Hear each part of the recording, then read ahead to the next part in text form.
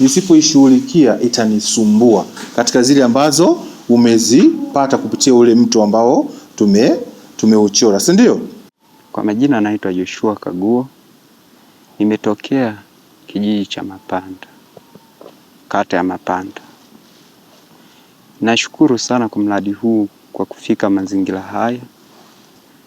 Kuna mambo mengi ambayo nimejifunza mbele ya mradi huu. Fani yangu mimi ni kilimo na ufugaji, ambayo nilikuwa nayo kutoka Mapanda, ambacho ninatarajia ni kuongeza bidii na maadili ili nifikie katika malengo, niwe mkulima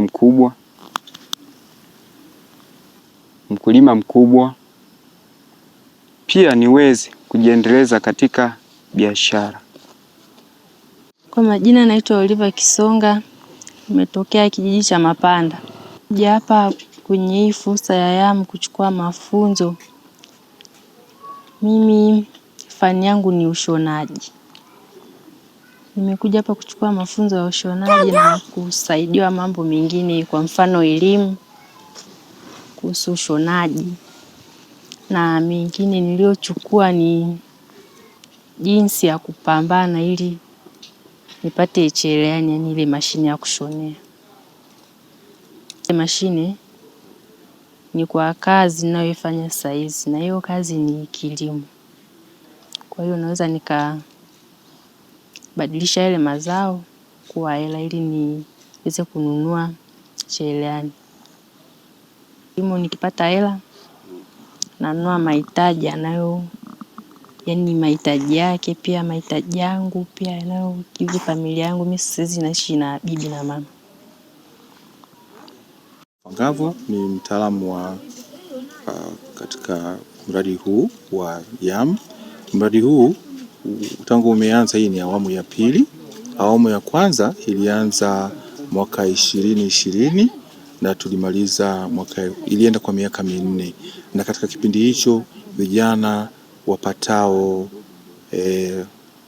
zaidi ya 600 waliweza kufikiwa katika kata 3 katika vijiji 16 za kata ya Dabulo, Ihanu na Ruhunga.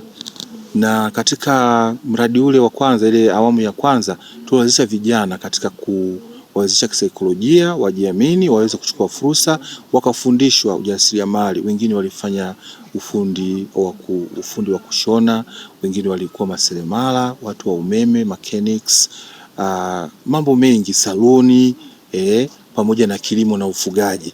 Na sasa wanaendelea na maisha yao kwenye vijiji vyao. Awamu hii ya pili tumeianza mwaka huu, ambapo tuna vijiji viwili cha Mapanda na Mpanga Tazara, na tutaendelea na hawa vijana, lakini tutaongeza kutokana na jinsi tutapokuwa tunaendelea kupata fund kutokana na wale wawezeshaji wetu wanapokuwa wanatuwezesha, kwa sababu kwa sasa hivi kidogo hali ni ngumu, lakini pia kutokana na kufaidika kwa ule mradi wa kwanza ili tuwezesha sasa tuongeze hii awamu ya pili baada ya kupata mafanikio ya awamu ya kwanza.